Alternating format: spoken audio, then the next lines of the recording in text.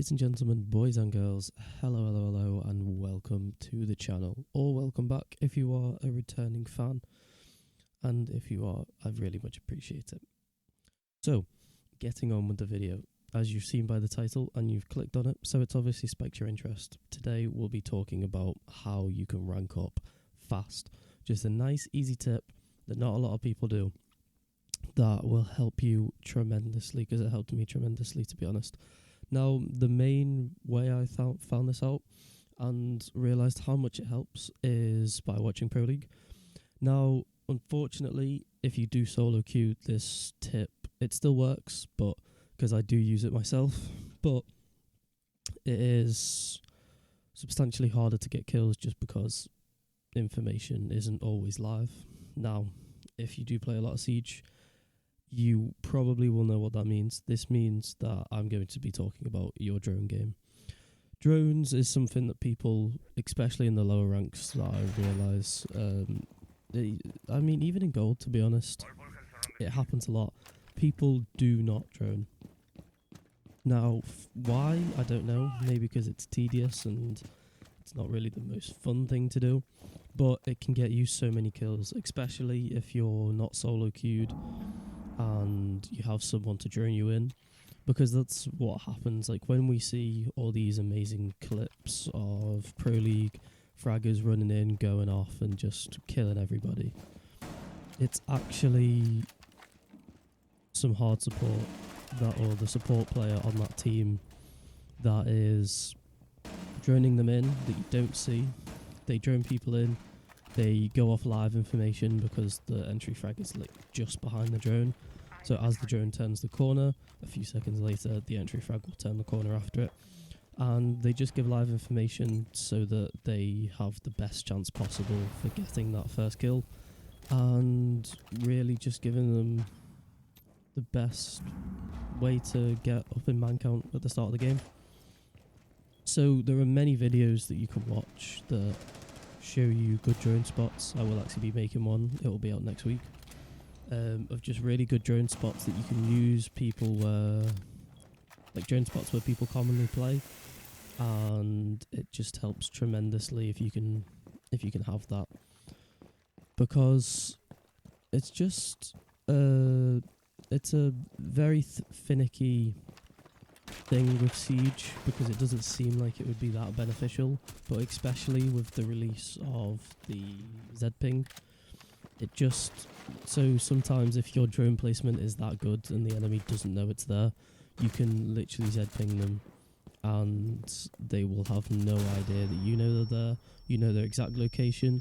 If someone's calling out to you, they can tell you if they're crouched or standing up, so you know where to pre-aim as well, so you can get the headshot. It's just, honestly, it's the best way to improve your rank and up your KD and just everything like that. So the next thing that I will be talking about is actually your crosshair placement, because crosshair placement does matter a lot.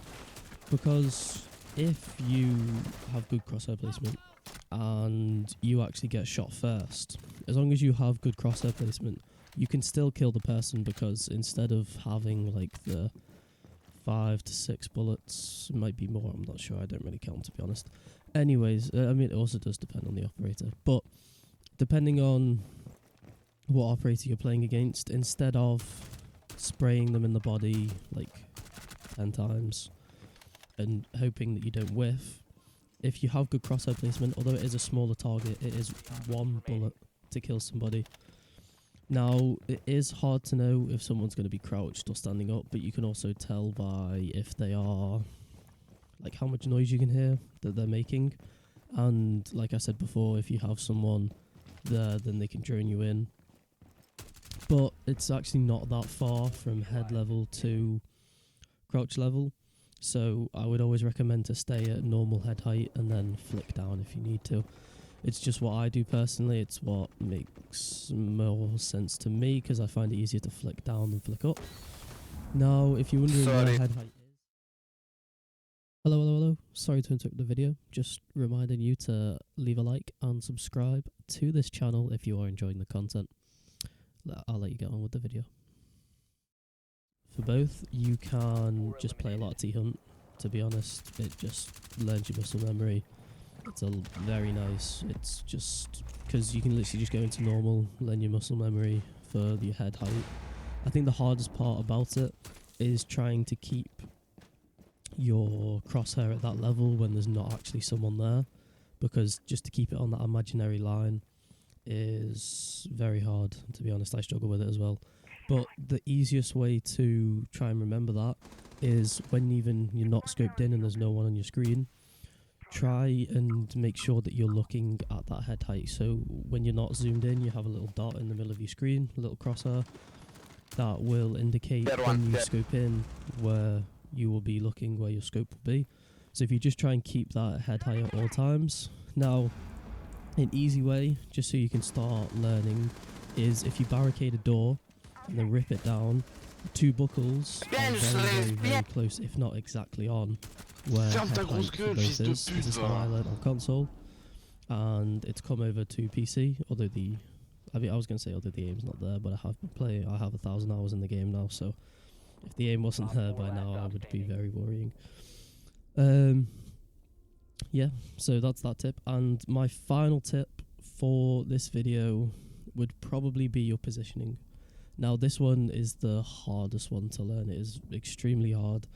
It's made a little bit easier with Pro League because you can kind of find out like where common spots are and stuff. But sometimes if you go into a game and you just get pre-fired to all hell, it's one of 2 things. You're either getting droned and you don't know because you're getting Z-pinged, and there's no way of finding that out. That's just unfortunate.